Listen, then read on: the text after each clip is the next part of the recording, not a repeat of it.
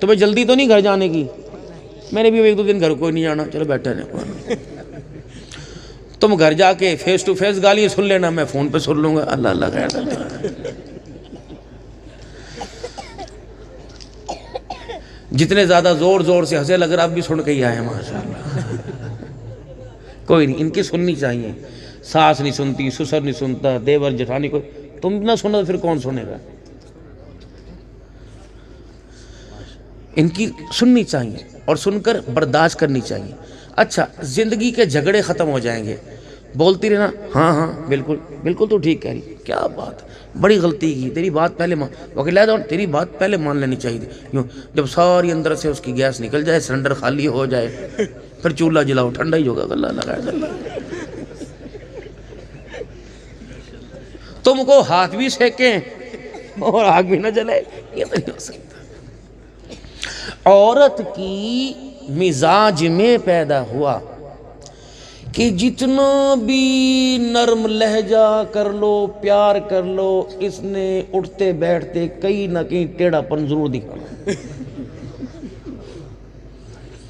ایک ٹیڑھے پن کو تم برداشت کرو، تمہارے 100 ٹیڑھے پن کو یہ برداشت کرے گی، وگرنہ اسے تو اللہ نے لگامیں ڈال رکھی ہیں۔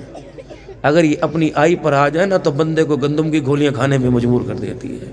بچنا۔ مولویوں کے گھروں میں جھگڑے کیوں نہیں ہوتے؟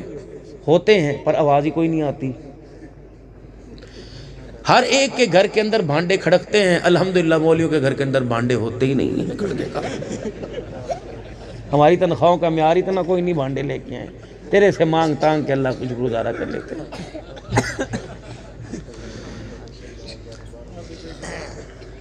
ذرا معاف کرنا،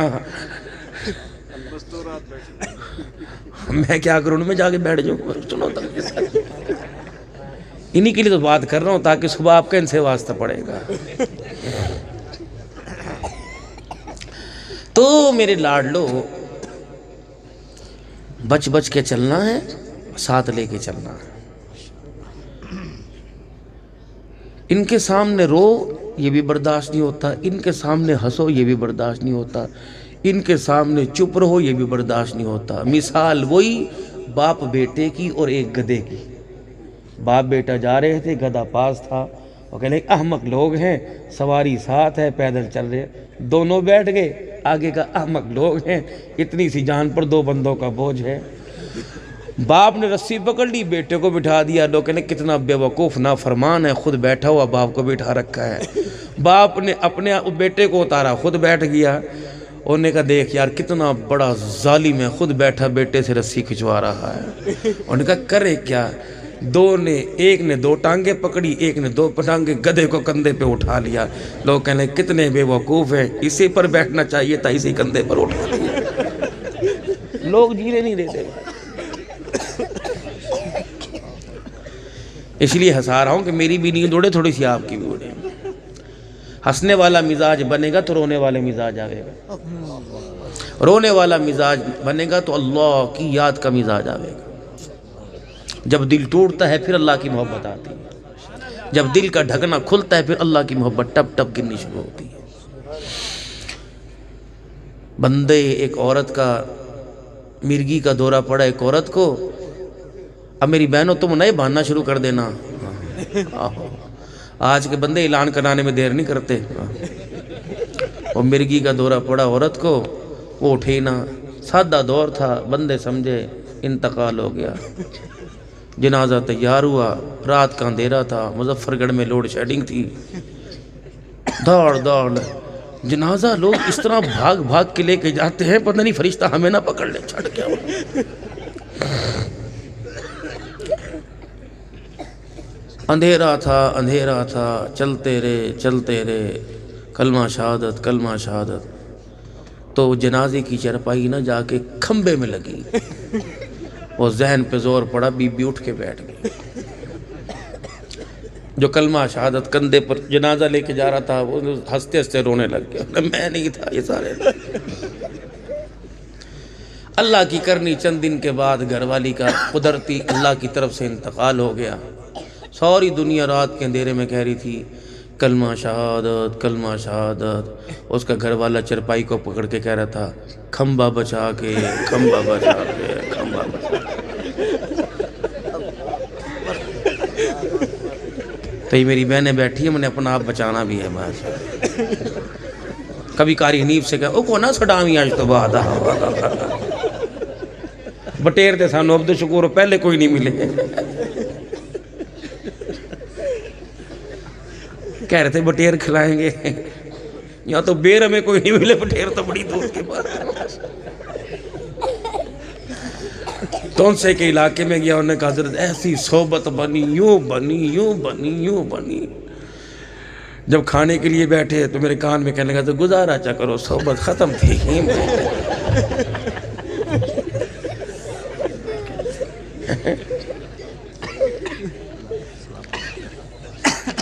آنکھوں کے پار پار پانی اس لیے لگا رہا تھا, میں نے کہا آنکھیں کھول کے بیٹھوں, شاید کسی کے دل میں 10-20 روپے دینے کا خیال آ جائے.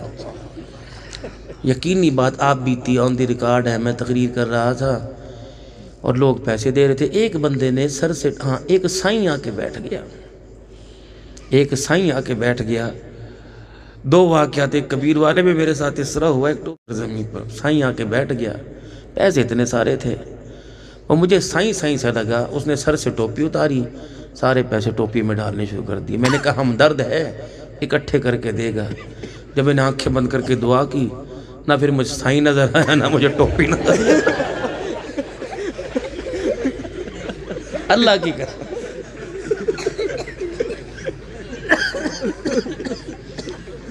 ایک جگہ بیان ہوا, جیسے بچے استاد کو ہار پہناتے ہیں, استاد پاس کھڑے تھے.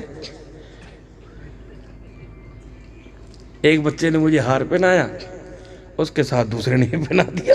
استاد یوں دیکھے, تیسرے نے پہنا دیا, چوتھے نے پہنانے استاد کو تھے, پہنا مجھے دی. اس کو 10-10 والے ہار تھے, تو میرے خیال سے 6-7 ہار بن گئے. اب میں نے دعا کے لیے ہاتھ اٹھائے تو استاد سب بڑے سیانے تھے, انہوں نے سارے ہار اتار کے نا بغل میں دبا دیے. پھل بلی تو مجھے بھی مچ گئی, دعا وہاں سے ادھر کو شروع ہوگی, میں سے ادھر کے. میں نے کہا مقدر میں ہوں گے, مل جائیں گے. یقین جانو میں شاید اس پہ بھی قسم اٹھاؤں, بدگمانی, دعا کے بعد نہ آج تک مجھے ہار ملے نہ مجھے استاد ملا, پتہ ہی نہیں کہاں چلا گیا. تم ایسا نہ کرنا, تمہاری مہربانی, اللہ تمہیں برکت عطا فرمائے. تو مجھے پیر جی نے کہا کہ آپ 4 بجے تک چلو. چلنے 4 بجے تک بھائی, اور اونچا بولو ذرا, اور اونچا بولو سبحان. دیکھو اتنا بڑا پروگرام, لاکھوں روپیہ خرچ کیا قاری صاحب نے, کوئی مقصد تو ہے نا یار اس کا. اچھا اب درود شریف پڑھنے سارے. اللہم صلی علی سیدنا و مولانا محمد و علی آلہ وصحبہ سیدنا مولانا. ایک اور مجھے بات یہ آگے درود شریف بعد میں پڑھاؤں گا. حضرت نے فرمایا 4 بجے تک چلیں, میں کہا چلیں گے. جزاک اللہ. حضرت نے فرمایا 4 بجے تک چلیں گے. بندہ 4 مہینے, اللہ برکت عطا فرماوے. حضرت پیر جی انشاءاللہ کبھی فارغ ہوئے چلتے ہیں اللہ کے رستے میں, آپ بھی مزے لے چلو گے انشاءاللہ اللہ کے رستے میں ساتھ ساتھ. بلکہ پیر صاحب سے میں کہوں عمرے کا گروپ بنائیے آپ, اللہ کا نام لے کے بڑوں کے ساتھ عمرہ کرتے ہیں انشاءاللہ. حضرت کی طرف سے اگر عمرہ گروپ کا اعلان ہوگا تیاری کرو گے انشاءاللہ تعالی. بندہ آ کے ہے نا, میں نے 4 مہینے کی بات کی. مہاجر بیٹھے نہیں, مہاجر بیٹھے ہاں, کتنے کے بیٹھے تھے, رات کھڑا کریو. او ماشاءاللہ ماشاءاللہ, سارے ماشاءاللہ. 4 مہینے لگا کے آیا نا گھر والا.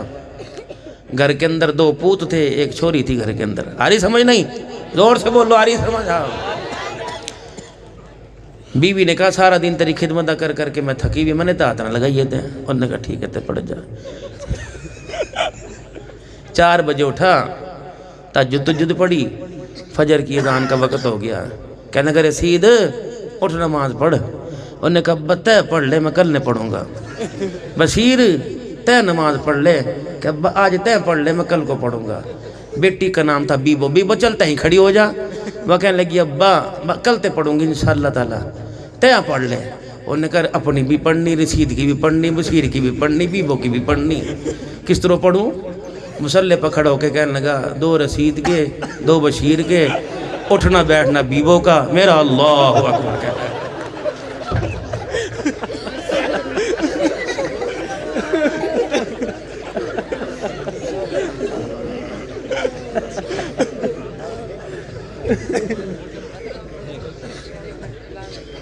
کیا کر رہا؟